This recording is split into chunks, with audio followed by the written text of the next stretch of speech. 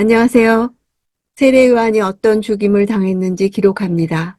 오늘 본문은 마가복음 6장 14절에서 29절입니다. 14절. 예수의 이름이 널리 알려지자 헤롯 왕도 그 소문을 듣게 됐습니다. 어떤 사람들은 세례자 요한이 죽은 사람 가운데에서 살아났다.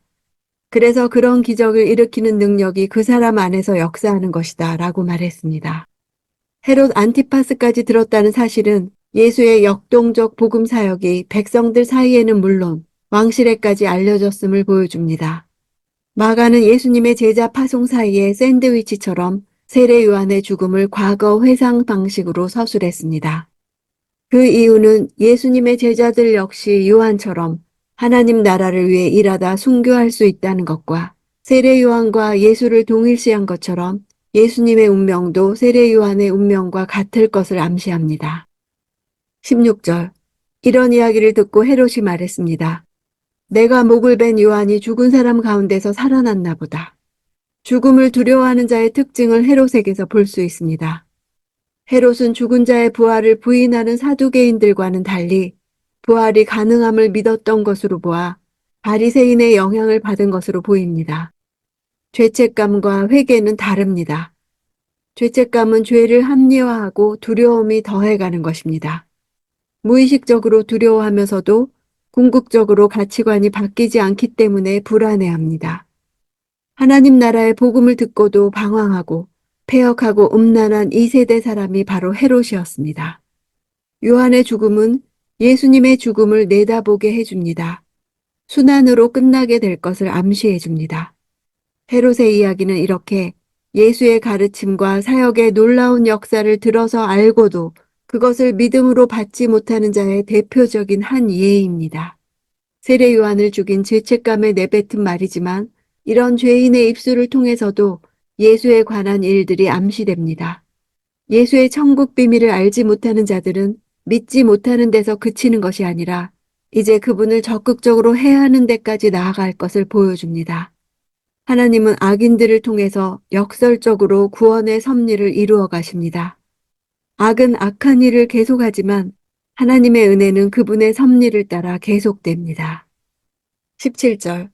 헤롯은 전에 요한을 체포하라는 명령을 직접 내렸고 결국 요한을 잡아다가 감옥에 가둔 적이 있었습니다.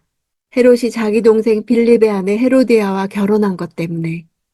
당시 로마의 황실에서는 누이와 결혼하는 등 성윤리가 문란하였고 권력자들 사이에 이러한 근친상간의 범죄가 공공연히 일어나고 있었습니다.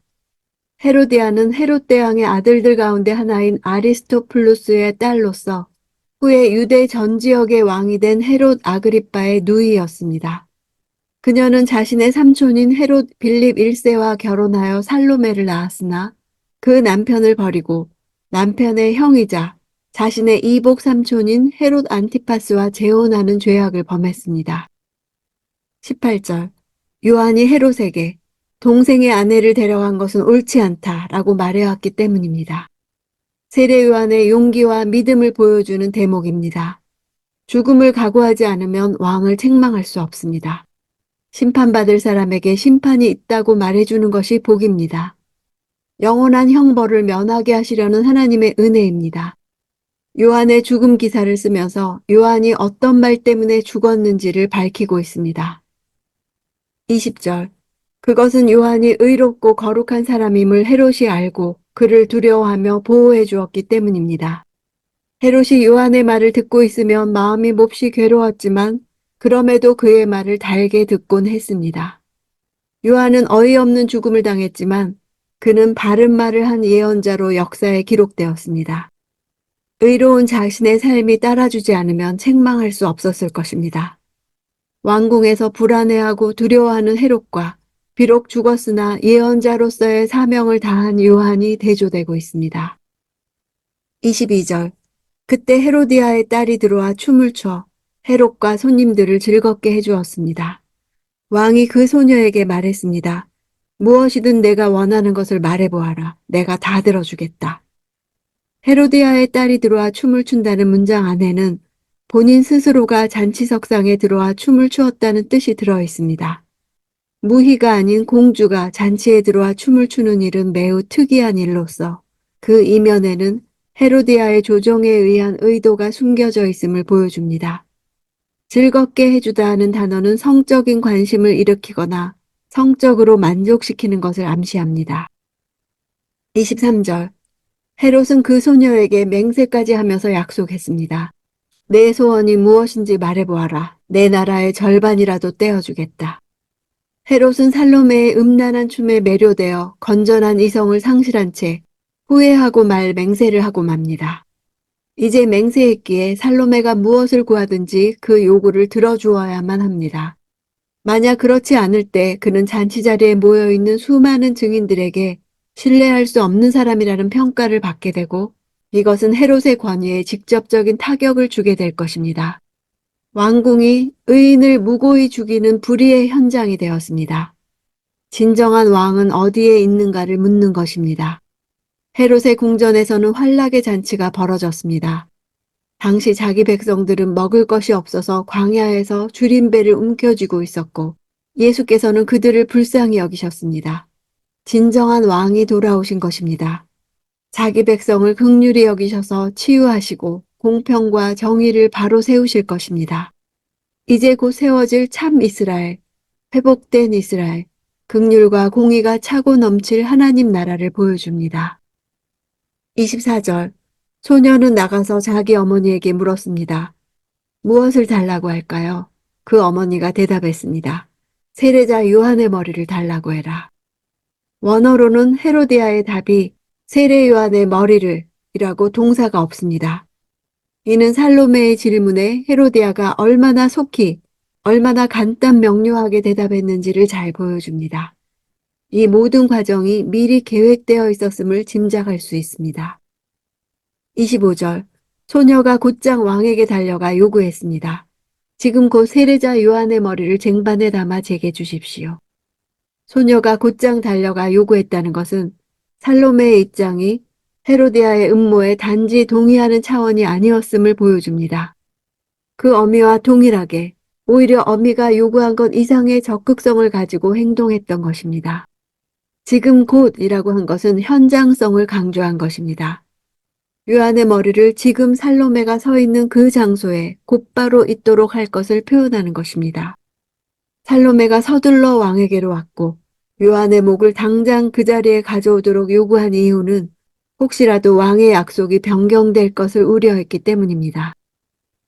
26절. 왕은 몹시 난감했습니다. 그러나 자기가 맹세한 것도 있고 손님들도 보고 있어서 그 요구를 도저히 거절할 수 없었습니다.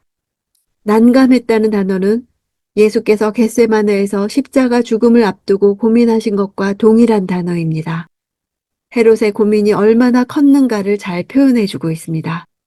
거절할 수 없었다를 직역하면 거절하는 것을 원하지 않았다입니다. 표면적으로는 헤롯이 진퇴양난의 상황에서 불가피한 선택을 할 수밖에 없었던 것은 사실이나 결국 세례 요한을 죽인 것은 자신의 의지였음을 보여줍니다. 그는 이 일로 인하여 약속을 바꾸고 맹세를 어긴 신뢰하지 못할 사람이라는 인상과 우유부단하다는 인상을 받지 않으므로 자신의 권력에 흠이 나기를 원치 않았던 것입니다. 29절. 요한의 제자들이 이 소식을 듣자마자 달려와 시신을 가져다가 무덤에 안치했습니다. 세례 요한의 죽음이 비참했어도 의로운 죽음이 성경에 기록되었습니다.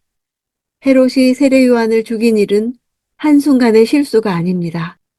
그렇게 살아온 인생의 결과입니다. 예수의 소문이 들릴 때 세례 요한을 죽인 일을 회개하고 구원받는 계기가 되었어야 했습니다. 요한은 시작부터 주의 길을 예비했을 뿐 아니라 죽음을 통해서도 예수님께 어떤 운명이 기다리고 있는지를 보여줍니다. 요한의 운명은 예수님의 운명을 알리는 전조입니다. 요한은 체포됐고 그를 죽인 책임은 헤롯에게 있습니다. 예수께서도 체포됐고 그분을 죽음에 이르게 한 책임은 빌라도에게 있습니다. 헤롯은 요한을 선지자로 여기는 백성을 두려워하고 대제사장들과 종교 지도자들은 예수님을 선지자로 여기는 백성을 두려워합니다. 헤롯은 다른 사람의 요구로 마지못해 요한을 죽이고 빌라도 역시 군중들의 사형 요구를 받아들입니다. 요한은 제자들에 의해 묻히고 예수께서는 아리마대 요셉에 의해 묻힙니다. 요한과 예수님처럼 진리의 길을 가려면 고난의 길을 가야만 합니다.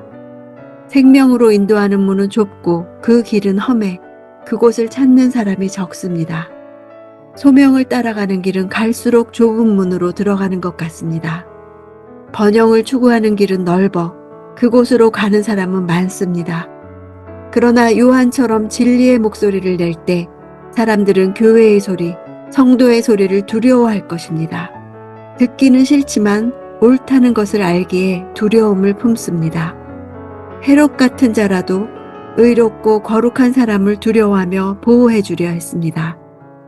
진리의 말을 듣고 있으면 마음이 괴롭지만 그럼에도 생명의 말이라는 것을 알기에 그의 말을 달게 듣곤 했다는 것이 이 시대를 향한 교회의 존재 이유, 나의 존재 이유가 될 것입니다.